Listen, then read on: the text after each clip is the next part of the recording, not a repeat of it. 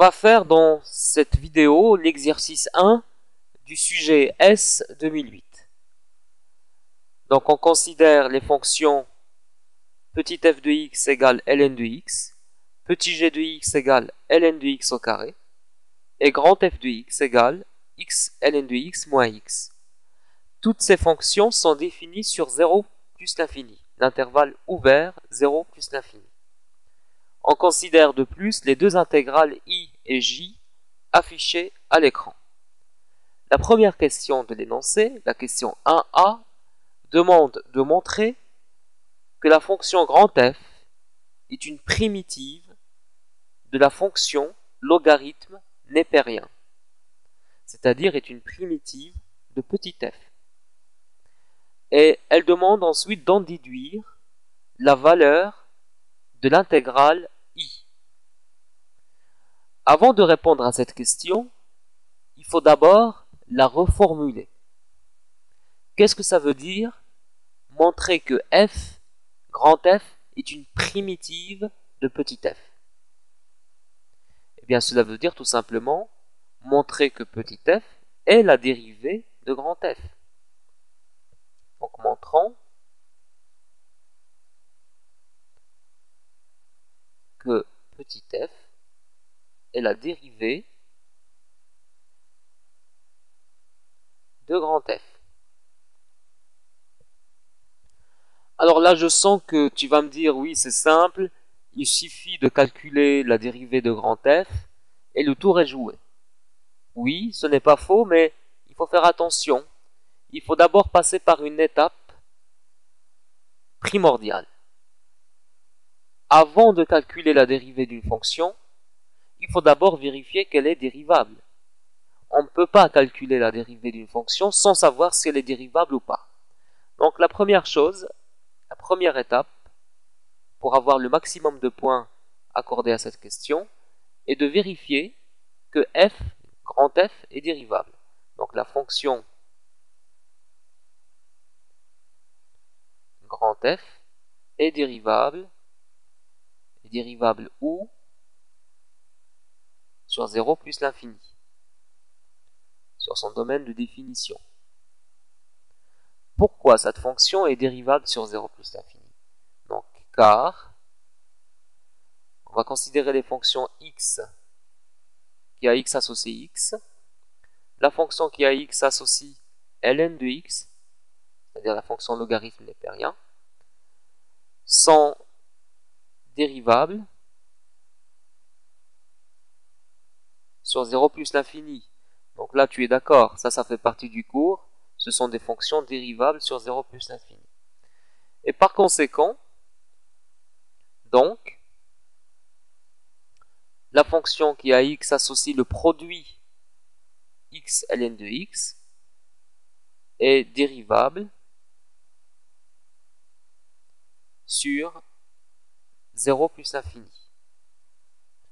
Pourquoi? Parce que c'est le produit de ces deux fonctions-là. La fonction qui a x associé x, la fonction qui a x associe ln de x. D'accord, donc ça c'est une chose. Maintenant, on va conclure pour grand F. On en déduit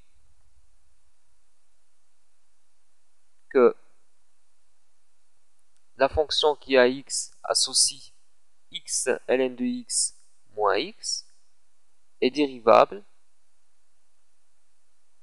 sur 0 plus l'infini, car c'est une somme de fonctions dérivables. Donc je vais le dire, je vais l'écrire comme somme de deux fonctions dérivables sur 0 plus l'infini. Ça, c'est une étape très importante. Il ne faut pas l'ignorer, sinon tu n'auras pas tous les points. La deuxième étape, c'est l'étape la plus simple, qui consiste à calculer la dérivée de grand F. Donc, on a grand F' de x égale, c'est x ln de x moins x prime. Alors, je vais faire abusivement cette notation-là. La dérivée du produit x ln de x, c'est x' ln de x plus x ln de x prime moins la dérivée de x, c'est-à-dire la dérivée x'. Maintenant, la dérivée de x, c'est 1. Donc 1 multiplié par ln de x plus x multiplié par la dérivée de ln de x. Mais la dérivée de ln de x, c'est 1 sur x. Donc ça aussi, c'est le cours. Hein. Moins 1. Donc, f' de x est égal à ln de x plus 1 moins 1, c'est 0. Donc f' de x est égal à ln de x. Et là, il faut conclure que grand F est une primitive de la fonction logarithme népérien. Grand F est donc bien une primitive de petit f. Maintenant, on va attaquer la deuxième partie de la question, le calcul de i. Donc, calculant grand I qui est égal à l'intégrale entre 1 et e de f de x dx. Pourquoi? Parce que ln de x est égal à f de x. Donc là, il faut appliquer le cours, tout simplement, et on peut écrire grand I de la façon suivante.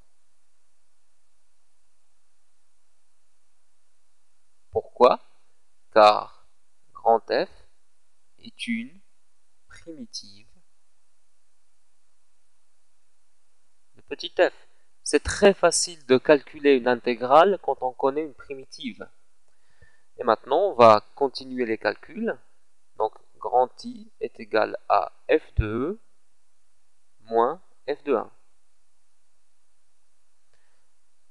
Or, f de e, c'est pardon, e ln de e moins e. Donc c'est e multiplié par 1 moins e, c'est 0. F de 1, c'est 1 ln de 1 moins 1. C'est-à-dire, ln de 1, c'est égal à 0, donc du coup, c'est moins 1. En conclusion, donc, grand I est égal à 1. Et voilà, on a répondu à la première question. Donc pour résumer, avant de calculer une dérivée, il faut d'abord montrer que la fonction considérée est dérivable pour avoir le maximum de points. Sinon, tu n'auras pas tout le barème. Voilà.